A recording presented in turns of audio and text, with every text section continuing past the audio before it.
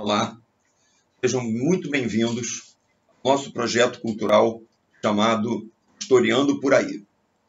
Esse projeto tem por objetivo levar o estudo da história a todos os interessados, e mais especificamente as nossas crianças e jovens estudantes. Nessa vertente do projeto, pretendemos realizar leituras comentadas sobre todos os temas que compõem a nossa história da humanidade. Faremos isso por intermédio dos livros didáticos utilizados por nossas escolas públicas.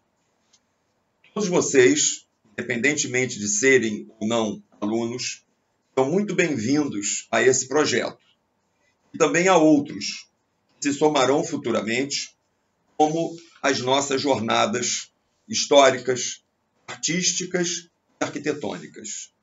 Nessas outras vertentes do projeto Historiando por Aí, nossos alunos e demais interessados serão convidados a visitarem as nossas cidades históricas, com o objetivo principal de ampliar os seus olhares e os seus saberes. Saberes esses adquiridos anteriormente através das salas de aula, através também aqui das nossas leituras. Sendo assim, sejam muito bem-vindos ao nosso projeto, que todos nós tenhamos boas jornadas. Vamos passar agora à primeira leitura, dedicada então aos nossos alunos do 6º ano. Vamos lá então. Introdução aos estudos históricos. Quando você abre um jornal ou uma revista, o que você vê? Guerras, violência, lê também resultado de uma partida de futebol, lê sobre o lançamento de um livro, fica sabendo do mundo de hoje, da pobreza, de tristeza, de alegria e de inovações. Mas quando tudo isso começou? Por que tanta guerra? Por que tanta desigualdade? Por que um time usa uma camisa alvinegra e o outro usa uma camisa tricolor? O que leva a isso? E aquela lenda? Como é possível entender essas coisas? No nosso mundo atual, as coisas passam por nós muito rapidamente, fazendo com que acreditemos que nada permanece. Olhar para o passado é uma maneira de entendermos a vida que levamos hoje. Nos ajuda a ver como as coisas mudaram e podem mudar no futuro. Ao dialogar com o passado, é possível descobrir, por exemplo, que os tipos de famílias mudaram.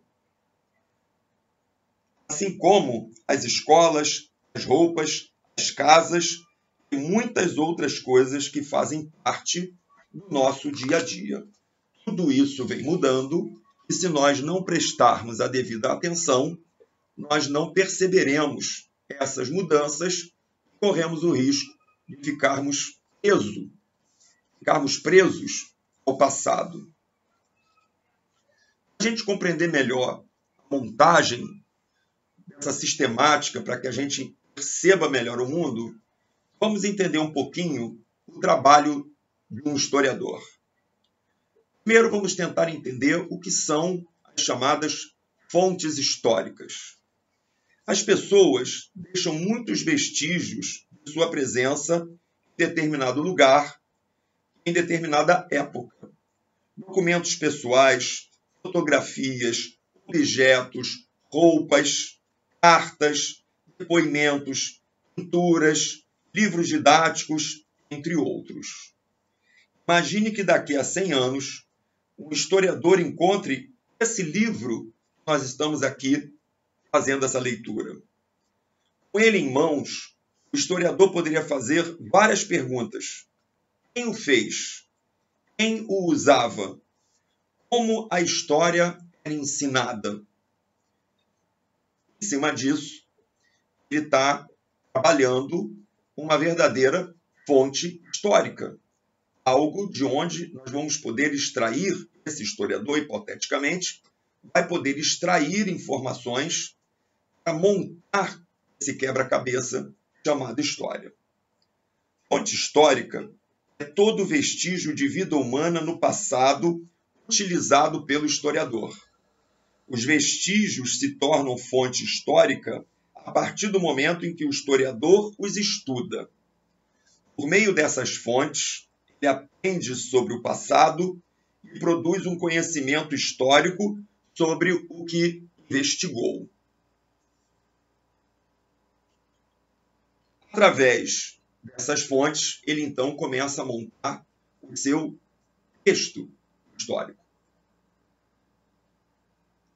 Esse texto construído por historiadores, eles representam verdades absolutas ou verdades históricas ou versões históricas? Vamos lá entender isso melhor. Durante o século XIX, esse século XIX, vai de 1801 a 1900, as principais fontes ou documentos históricos utilizados pelos historiadores eram os textos escritos, sobretudo os de origem oficial, emitidos pela administração do Estado, certidões de nascimento, atestados de óbito, acordos diplomáticos, cartas entre governantes, leis, normas jurídicas e etc. Naquela época, os historiadores valorizavam bastante essas fontes escritas. Além disso, muitos deles pensavam que havia uma verdade absoluta sobre o passado. Partindo da pesquisa e do estudo, buscavam fornecer uma versão única e definitiva de um acontecimento. Hoje, os historiadores não acreditam mais na construção de uma verdade absoluta. Eles consideram a existência de várias versões para um mesmo acontecimento. Afinal, cada um que tenha participado de um evento tem sua visão particular a respeito dele. Imagine que peçam a você que escreva sobre o que aconteceu na semana passada na sua escola ou na sua vida. O que cada pessoa, aluno, professor ou funcionário da escola lhe diria? Que documentos você reuniria? Quantas versões de cada acontecimento surgiriam? Claro que nem toda versão pode ser aceita. Ela precisa ser comprovada por mais de um depoimento ou documentação. Quem estuda o passado faz isso.